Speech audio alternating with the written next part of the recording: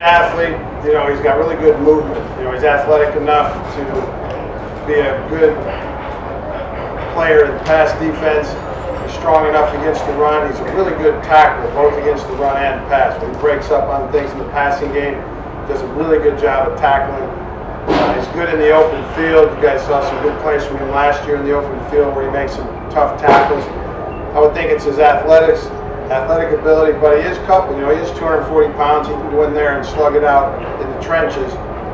He's very versatile as a linebacker. Is that aspect of slugging out in the trenches, does that allow you to do more with Patrick, use him more covering the tight ends like you have been?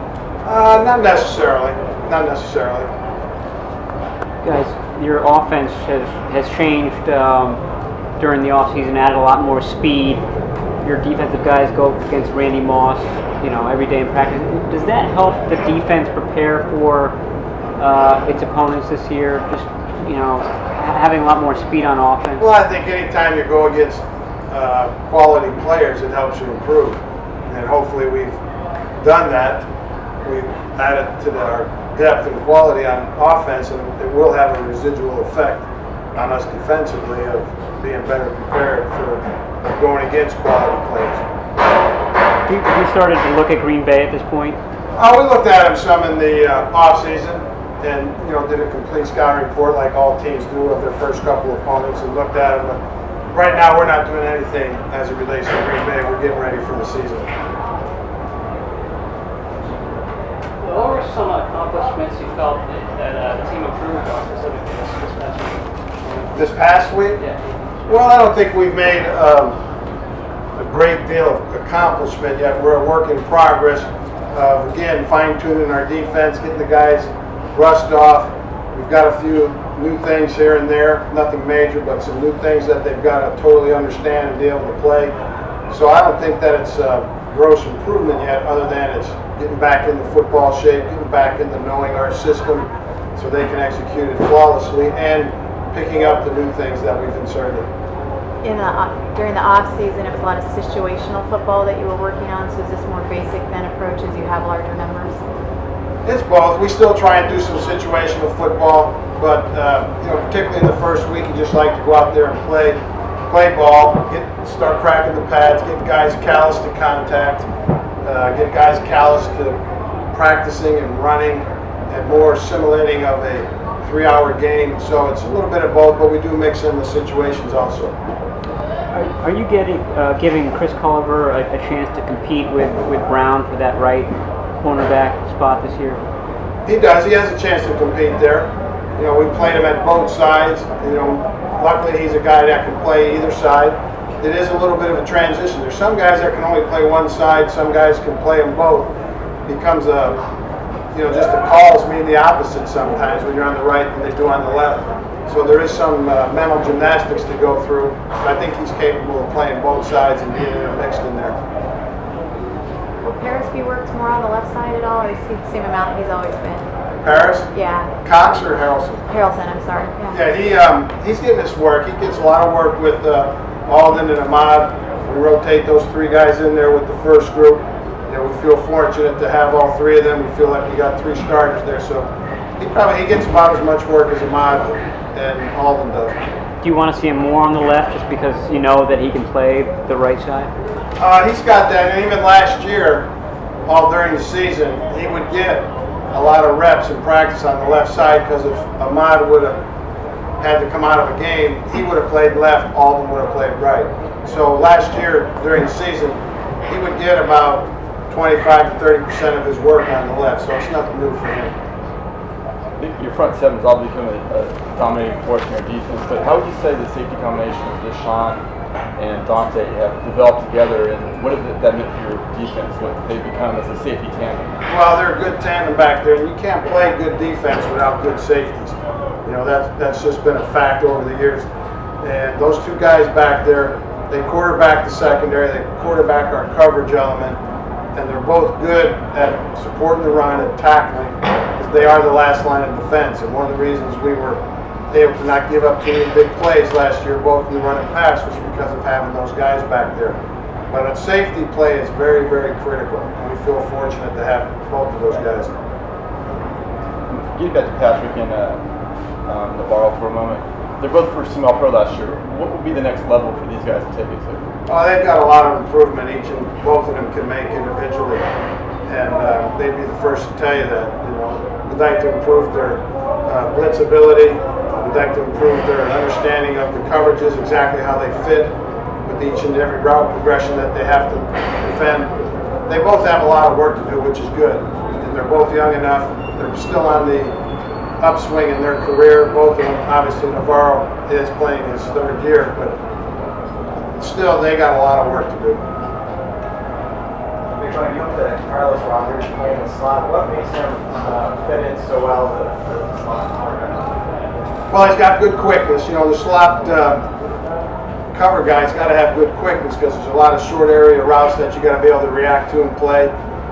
He's got the intelligence because really everything he learns as corner has no carryover to the nickel. He's actually playing a linebacker position, and he has the intelligence and the football instincts to be able to play all those new zones and all new techniques that he has to play in there. And he's got a really good understanding, as you would think a veteran would, because some guys never master it, but he's got a good understanding of what the offenses are trying to do from route concepts, and he has good anticipation.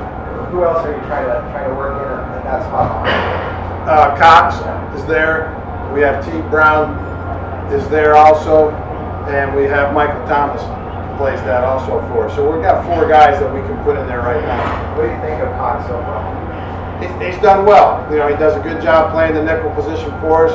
Same thing, he's got good instincts, he's got good short area quickness, can feel the routes, and he's a capable corner also. So it's critical you have those guys, because when teams will put 4 wide receivers on the field, you need 2 of them. So hopefully we can develop 3 or 4 of them. Could he win that job, Harris? Either slot guy, either. Well, it's a possibility. We got all combinations. He could be the guy, and Carlos can stay outside, or you got that position, and our 2 corners in our nickel defense will be corner type players. So there'll be 3 of the 5 or 6 corners we have available for those positions. And yes, he could be. What kind of strides have Robinson and Thomas made so far? They've done well. I think Trent's done a good job of improving from the first day he got here in the offseason. After when the rookies came in May, he was swimming then a little bit mentally. I think he's gotten better, has a little better feel for our package. It still has a long way to go, but he's gotten better. And I think Mike Thomas is a very heady player, knows and understands football, and he's done a good job too.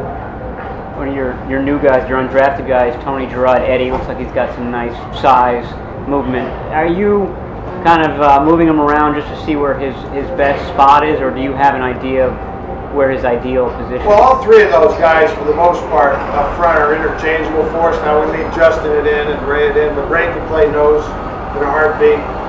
We like those backups to be able to play both nose and in, because you can't have a guy that's only a nose. You can only have one of those on your game day roster. And then somebody out of the other 5 that are dressed has to be able to play nose also.